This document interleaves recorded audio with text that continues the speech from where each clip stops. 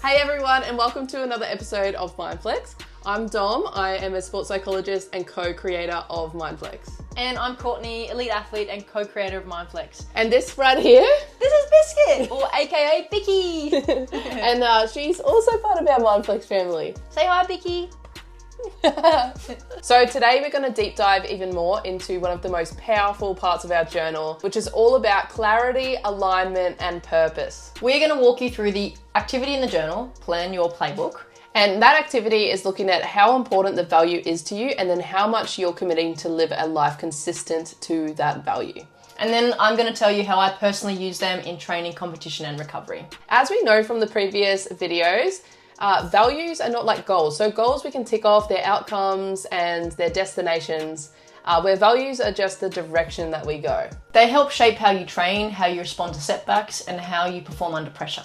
We can draw from the acceptance commitment therapy model, which is our gold standard evidence-based sort of model, and we have applied that to athletes globally. And the research shows that when athletes commit to their values completely, they have improved motivation, more resilience, and a better overall well-being. And that's even when things don't go their way. For me, my values help me train with purpose, not just intensity. When I'm in a tough session or under high pressure, knowing my values and knowing what they are helps me both mentally and physically. Now, what about you, Dom?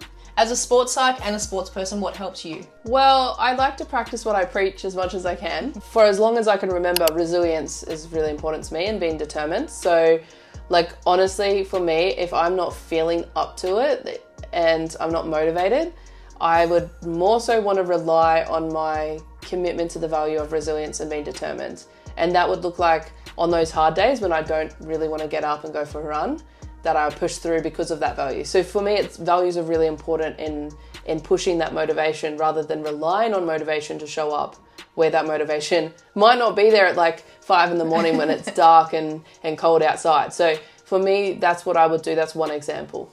So the reason that we put the activity in MINDFLEX at the beginning is to look at how important the value is to you and then how much you're living consistently by that value. The reason we did that is because we want to look at basically firstly what's actually driving you, because like I said, on those hard days we kind of want to know what's going to push you through. If you've made mistakes, your team's at the bottom of the ladder, whatever, what's going to keep you going and have that longevity in your sport.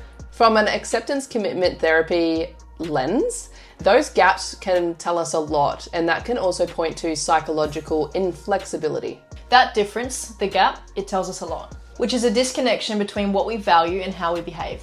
So when those gaps grow between our values and the commitment to those values, we might see things like decreased motivation, performance anxiety, and sometimes even burnout or internal conflicts as well. But here's the thing, gaps are not a flaw, they give us feedback. And they do show us where to direct our energy as well. As an athlete, I know how important it is to check in with these things. When something feels off in my training or competition, when I'm distracted, I feel flat, slow, fatigued, I always come back to my values. Living aligned with my values helps me stay consistent. And we know that consistency can help you to win races. Yes, this is true. Because being consistent sometimes is more important than talent alone. If you spot a gap, that is your growth opportunity. And that's why I love the quote, hard work beats talent when talent doesn't work hard. It's so true. And we are in luck with those gaps because research does tell us that small, consistent, value-driven actions are what builds sustainable change. So once you've filled in that activity, the plan your playbook, have a look at your values and the gaps between them, and then have a look at what's really important or relevant to you now. What core value really matters to work on right now? So for example, one of my key values is recovery. So I would make sure that every single day I would roll, I would stretch, I would trigger point, I do my prehab exercises, because that's what aligns with my values and that's what's important to me. And that's why we set up MINDFLEX. So then, you notice these things at the beginning of the book, and then you have that opportunity to reflect on them, to track them over time, and to sort of see where you're making those improvements. It's not about perfection, it's about alignment. Yeah, and those 1%ers, they do compound over time. You do start to see those shifts, those changes, those positive changes in your life. I got told from one of my coaches that it's always the 1%ers that make a big difference. So for example, like you could be doing everything on the track well, but if you're not doing your recovery, you're not eating well, you're not sleeping well, then they're the 1%ers, and like the values of the 1%ers, so they're so important.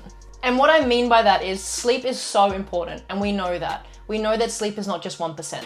So it's like the 1% would be, how do you make that sleep 1% better? So it might be compounding that over time. So you might look at your sleep quality, you might look at your consistency and your sleep routines and things like that to improve. And that's the same with nutrition. We know that nutrition and diet is not just 1% of your training. It's a whole lot more. So, what can you do to improve that little bit more, 1% better? And these are kind of those living values. So they will shift with time. You will adjust things as you go with time because you're going to close those gaps. So when you get that next MINDFLEX book, you may be different in that 3 months or 6 months or whenever that is. So I would really encourage that you continue to still record those values and those gaps in the next edition and I guess that next phase of your life, wherever you're at. So here's your challenge. Do the activity in the MINDFLEX journal on values and then reflect on where your biggest gaps are.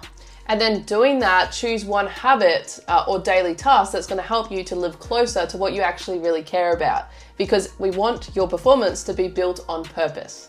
And if you haven't already, grab yourself a copy of the MINDFLEX journal. We'll put the link in our description below. And thank you so much for tuning in. It's so good to have you part of the community. We hope that you're getting lots out of these. And just remember that performance is about how you show up daily.